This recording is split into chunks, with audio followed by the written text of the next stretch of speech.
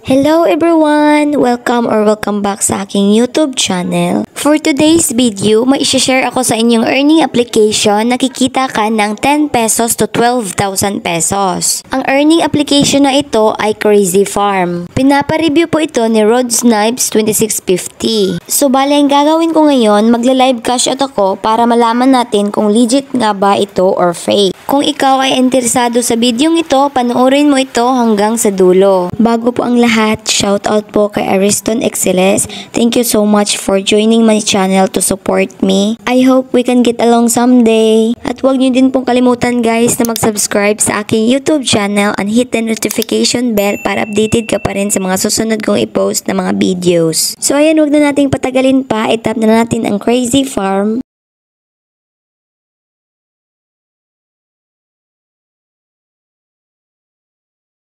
So ayan guys, ito po yung Crazy Farm. So guys, bago po natin laruin ito, mag-i-explain po muna ako ng konti dito sa Crazy Farm. So dito muna tayo sa taas guys. So ayan, makikita nyo po dito sa taas na level 64 na po ako. At saka nakikita nyo po dito sa taas sa right side, yung gold coins na naipon ko dito sa Crazy Farm. 10.5k na po. Dito naman po sa left side, yan po yung pera na naipon ko. So yung gold coins at money po, pwede nyo po yung makash out. In short, doble po yung pagka-cash outan dito sa Crazy Farm. So, yung 8 draws naman guys, kapag natapos nyo po yung level na kailangan dyan, mag-i-spin po kayo para makakuha kayo ng pera. So, ayan, dito naman po tayo sa baba. Yan pong nasa left side guys, yung my person. Kung gusto nyo pong mag-invite, yan po yung itap ninyo at i-share ang inyong link. So, yung nasa gitna naman guys na my day, yan po yung daily task ninyo.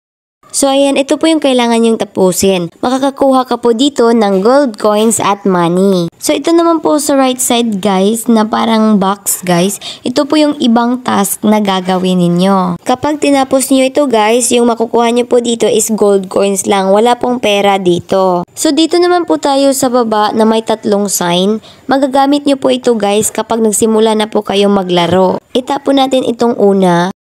So, ang ibig sabihin sa sign na ito guys is remove 3 patterns. So, ang ibig sabihin po nito guys is kapag nakikita nyo po dito sa baba na parang mapupuno na, kapag tinap nyo po itong remove 3 patterns, mari-remove po yung tatlong bagay na nakalagay dito sa box. Tapos, kapag na-remove na po yung tatlong bagay, magkaka-space ka po ulit ng box. So, bago nyo po itong makuha, manunood po muna kayo ng isang ads. And then, nakikita nyo po guys na use to lang. Ibig sabihin po nito, pangalawang beses mo lang siya magagamit. So, dito naman po tayo sa pangalawa, sa gitna na sign. So, guys, ang ibig sabihin po na sign na ito is go back 1 step. Ibig sabihin sa sign na ito guys, kapag may napindot kayong isang bagay tapos napunta dito sa box sa baba, tapos kung gusto niyo siyang ibalik sa kinalalagyan niya, itap niyo lang po itong go back 1 step na sign. So manonood ka din ng isang ads dito, tapos pangalawang beses mo lang magagamit. Dito naman po tayo sa panghuli na sign. So ang nakalagay po dito guys, rearrange all patterns. So, ibig sabihin nito guys, kapag nalilito na po kayo doon sa mga bagay, tapos wala na kayong makitang tatlong pair, tapos gusto nyo pong baguhin yung pagka-arrange doon sa mga bagay na yon, itap nyo lang po ito. Manonood ka din ng isang ads, tapos pangalawang beses mo lang magagamit. So, ayan guys, try na po natin itong laruin. Ang gagawin nyo lang po dito is maghahanap po kayo ng tatlong magkaparehong bagay.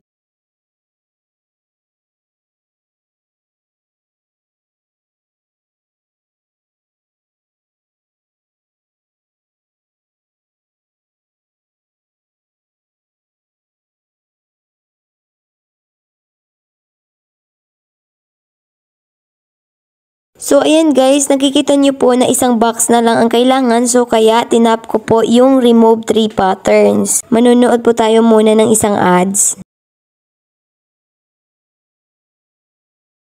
So, ayan, nakikita nyo po na na-remove po natin yung tatlong bagay dito sa box. And then, nagka-space po tayo ulit.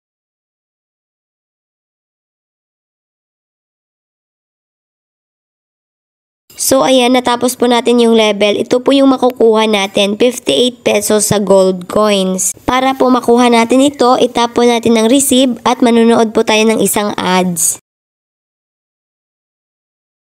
So ang gagawin na po natin ngayon is magla-live cash out na po. Titignan po muna natin yung pera. So nakikita nyo po dito na ang minimum po sa pag-cash out ng pera is 2,000. So ang withdrawal method po dito guys, pwede po siya sa Lazada at pwede din po sa GCash. So ayan guys, since yung balance ko lang po is 1,212 pesos, hindi ko pa po ito ma-cash out. So ang gagawin ko ngayon, dun muna po tayo sa gold coins. So ayan, itap na po natin ang gold coins.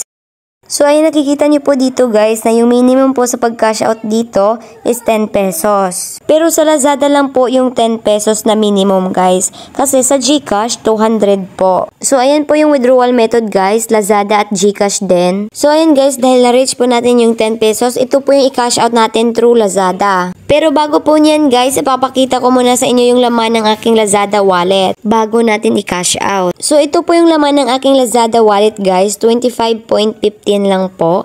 Magagamit niyo po ito kung gusto niyo pong mag-order dito sa Lazada na walang perang ibibigay. So ayan guys, i-cash out na po natin itong 10 pesos sa ating Lazada account. So ayan guys, nakikita niyo po dito na nakalagay po is please enter the following information at yung example po is number. So ang ilalagay po natin dito guys, yung number na ginamit natin sa ating Lazada account. Take note guys, lagyan niyo po ng 0 kagaya po nitong example. So ayan guys, kapag tapos na po na nilagay yung number ninyo, make sure po na tama po ito kasi hindi na po yan mababago. So ayan, itap na po natin ang withdraw.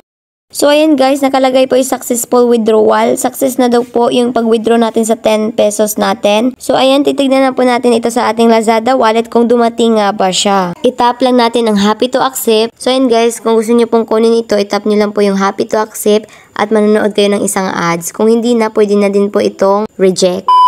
So ayan guys, welcome back. Dumating nga po siya sa ating Lazada wallet. Kanina 25.15 lang yun, ngayon 35.26 na. So ayan guys, ito po yung proof natin na dumating nga po siya. Ito po yung transaction niya na nakuha natin, yung 10 pesos na kinash out natin sa Crazy Farm. So ito po yung withdrawal record natin guys. Successful po na cash out natin yung 10 pesos sa ating Lazada account. So ang masasabi ko po sa review ito, legit po ang Crazy Farm guys. Legit po yung gold coins kasi na-cash out natin. Yung money naman hindi ko pa po sure kasi hindi ko pa na-reach yung 2,000. Pero legit po ito guys. Kung gusto niyo po makapag-cash out ng mabilis, mag-focus po kayo sa gold coins guys. Legit na legit po yung gold coins ng Crazy Farm guys. Same lang po ito doon sa Crazy Dog. Kung gusto niyo po maglaro nito guys, ilalagay ko na lang po sa description box sa baba yung link at sa comment section. Thank you for watching. God bless you all.